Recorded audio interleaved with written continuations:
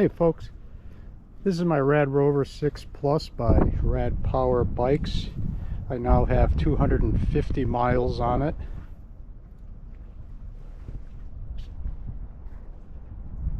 I wanted to give you a report on how things have been going, my impressions of the bike, and I invite your comments, so feel free to drop a note down below if I missed anything or you want to know anything. The very first thing I did as part of this review was to give it a good visual inspection like we're doing now. I broke out the tools, checked every single nut, bolt, and fastener on the e-bike. Everything was within torque spec, so nothing loosened up. The only new addition since the other video that I posted is this new bag. Relatively inexpensive model, but it suits the purpose so far. The tires on my first ride, if you looked at that video, I had inflated to the max on the sidewall, which was 30 pounds. I've only lost about 2 pounds of air since then. Some of that might be due to atmospheric conditions, but still they're pretty well filled up there. Some of the little nubs on the tires have worn off, but the tires still do make noise. You get cranking up around 18-20 miles an hour and there's a hum that you're going to experience, so there's no doubt, no way around that.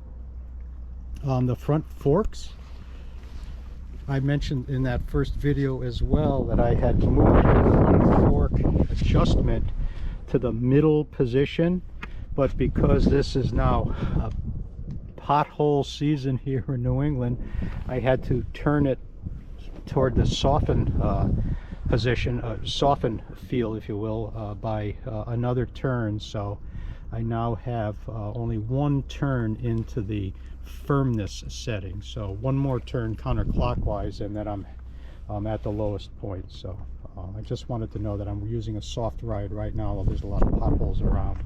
The electronics work just fine. I haven't had a bit of trouble with them at all. Haven't had trouble with the pedal assist shifting or the shifter itself since I adjusted the derailleur. On that first ride, I was having an experience with the bike shifting on its own. There's a lot of clunking going on. I had difficulty shifting it, but what I did after that ride, I found that this cable right here had a lot of slack in it. This comes from the derailleur, okay? Excuse me, it comes from the shifter and goes to the derailleur. All as I had to do was take up some of the slack in this cable, and there was some space up in here. All I had to do was take a couple of turns on this barrel nut. It induced some tension into this cable. I haven't had to adjust it since. It's been fine. It shifts very positively. Doesn't come off the small cog. Doesn't go behind the big cog. Works just fine, and I'm very pleased with that adjustment. So that's something that you may want to pay attention to if you're just setting up an e-bike, is take a look at that. Make sure that that the derailleur is below, directly below each one of the gears that you have it selected to up on the handlebar.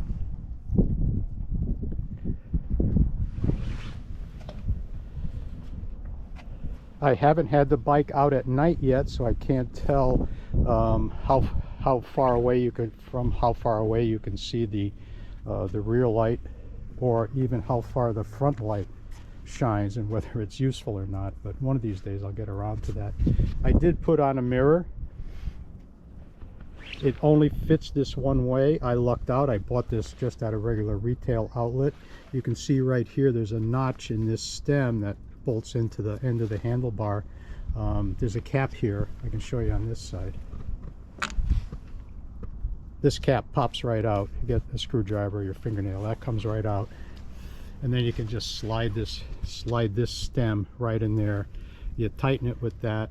Has full adjustability, and I'm very pleased with this, but I just want to point out that it only goes on in this one orientation. I did have it 180 degrees down with the mirror out this way, and I didn't like that. I was looking at the mirror down too far. I had to look too far, take my eyes off the road to see the mirror. I didn't like that, so I put it up on top, and it's been fine since, so I get good view of the road. The seat is very comfortable, I found. I've put on as much as 80 minutes at one outing. It was 20 some miles. I did take one little break for 5 minutes to stretch my legs and get a drink, and right back on. And it had no discomfort on the seat at all. I haven't been off the road. I haven't done any trail riding at all. I'm still trying to get in shape. I'm a first-year baby boomer, so you can figure out about how old I am. But I've been just short rides so far, 10 to 20 miles, that's it. 2 or 3, sometimes 4 times a week. It's still pretty cold here where I live, so it's tough getting out with the weather that we've had. And in fact, you're lucky that you can hear me at all now. Well, maybe you're not so lucky, I don't know. But the wind just died down. It's been very windy for the past few days, so I'm glad this is finally coming through and that the wind's slackened just a bit. But overall, I like the bike. I was a little concerned early on, I should say, when I first researched it, that it's 70 plus pounds is going to be a problem for me, because I'm not all that young yet and not in shape. But I've been taking it slowly. I have been getting stronger over the 6 or 7 weeks that I've owned it. But the thing of it is that I was concerned about the weight at 70 some pounds. But what I have found that by adjusting the shifter and the pedal assist, and I'm not going very high on the pedal assist because I do want to get my legs stronger without hurting my knees, that is. But with the combination of judicial shifting and application of the power through the pedal assist, you're really pushing a 20-pound mountain bike. It's no different from that, and that I'm very pleased to learn. Because I didn't want to be, you know, cranking around a 70-some pound bike. So it's almost as though the motor and the electronics are taking care of 50 pounds and you're just regular pedaling a 20-pound bike. So it's pretty simple, but very easy. So given the heft of the bike, I'm no longer concerned about that. In fact, I enjoy it. It gives you a very secure feel. I like that. I like the feel of it. I like the knobby tires, the 4.5-inch tires. So they're good, like that. So I don't like having to pull off to the side of the road to avoid some cars, but sometimes you do have to do that. That was a big concern to me on my my older bikes, especially the skinny tire bikes. But with this, not a problem. You need to just, as long as it's not a curb there, if you need to pull off the side of the road, you can real easily with these tires. And it's good that they're nice and tall, so they jump over little hurdles that might be in your way. So all in all,